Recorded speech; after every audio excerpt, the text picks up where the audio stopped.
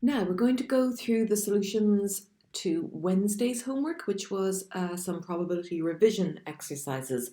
So we'll start with question 1, part A. We're told that two fair four-sided spinners are numbered 1 to 4 and they're spun, and then whatever's on them is added together. So we have to copy and complete a two-way table. So the results of the two-way table, they put the second spinner across the top,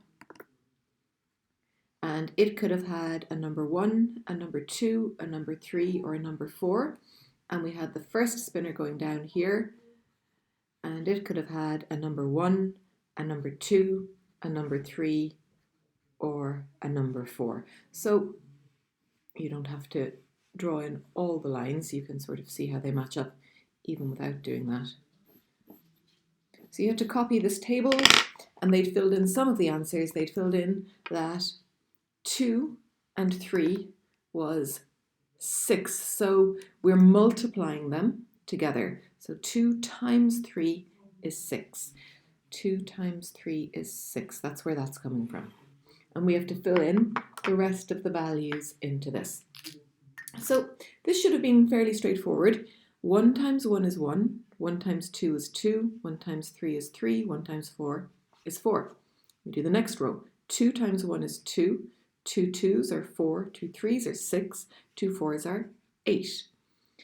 3 1s, 3. 3 2s, 6. 3 3s, 9. 3 4s, 12. 4 1s, 4. 4 2s, 8.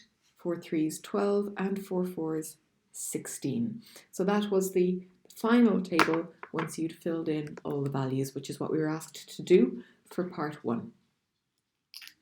Now, before we go any further, let's just notice that the total number of outcomes that are listed here is 4 by 4. We have 16 outcomes, as that's going to be useful for when we're calculating probabilities later. Now the next question is, how many of these outcomes are greater than 8? Do we include 8? No, because it said greater than 8, not 8 or greater. So 9, 12, and 12, and 16. And yes, you do count the repeated ones twice because they come up two different ways. This 12 came from 3 on the first spinner and 4 on the second spinner, but this 12 came from 4 on the first spinner and 3 on the second spinner. So it's considered to be a different outcome. So 4 outcomes are greater than 8.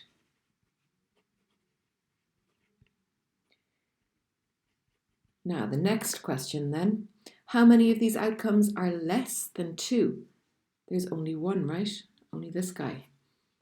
So there's only one outcome less than 2. Less than 2. Part 4. What fraction of the scores are even? So first of all, I need to work out how many are even. And we don't include the sides. These are my outcomes in here. This is even. This is. All of those are even. Those are, and those are. So if I count up my green circles, I have 1, 2, 3, 4, 5, 6, 7, 8, 9, 10, 11, 12. 12 even outcomes out of 16. So the fraction that we were asked to calculate is 12 out of 16. And would we leave our answer like that? You can tell I'm not going to because I've already written in an equal sign. That is a fraction that can simplify, and you can use your calculator to help you. 4 goes in on the top and on the bottom to give us 3/4. So 3/4 of the outcomes are even. And the next question is, what percentage of the scores are odd? Well, if there's 12 even out of 16, that means there are 4 odd outcomes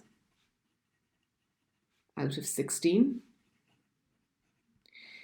And we can see we can count them 1, 2, 3, 4. but also 16 take away 12 gives me 4.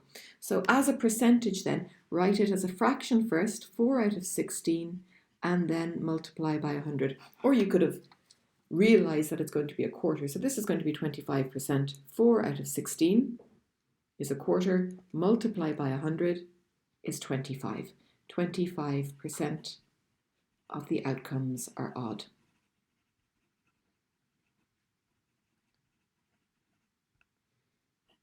That's the answer there, 25%.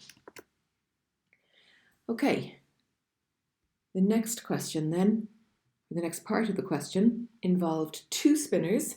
We had spinner A, and I'm just going to draw it straight on like this, divided into 4 sections.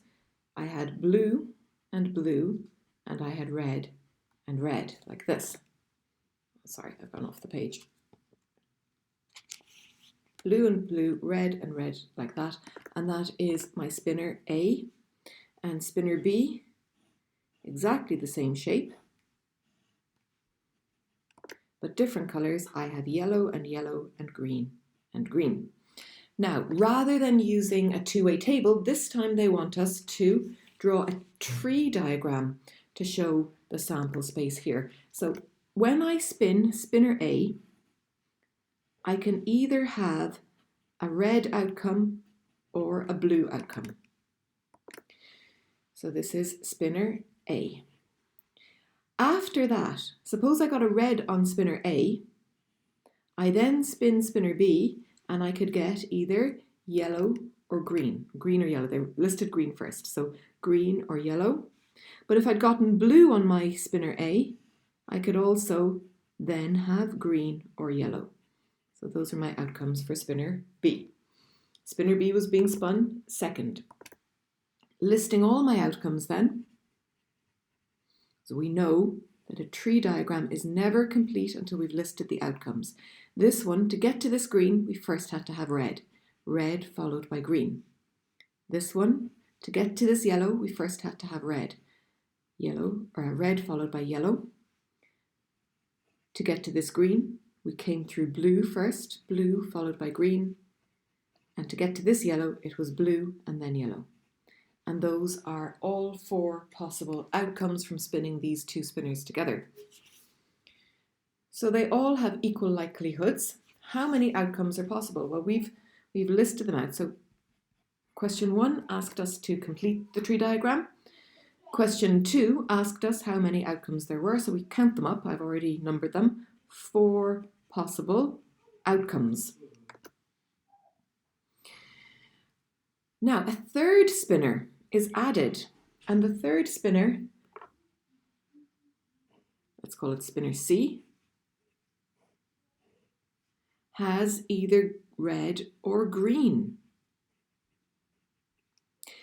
And they've asked us how many outcomes are now possible. Once I add the third spinner, how many outcomes are possible?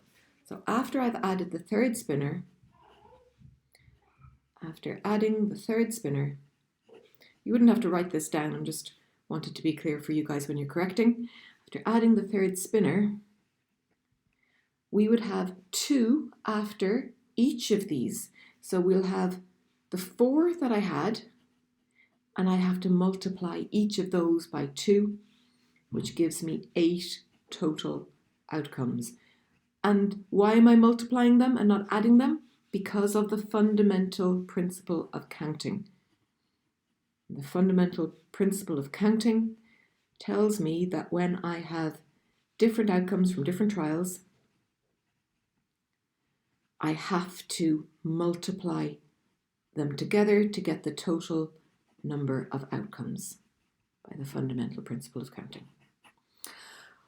Okay guys, we're going to move on from probability after this. If you want to, in your own time when you're studying, try any more of the revision questions here, please do that. Like I said, we will have a test on Tuesday. So we're going to have a test next Tuesday. Now, okay. Thank you very much. Let me know if you have any questions or you get stuck on anything.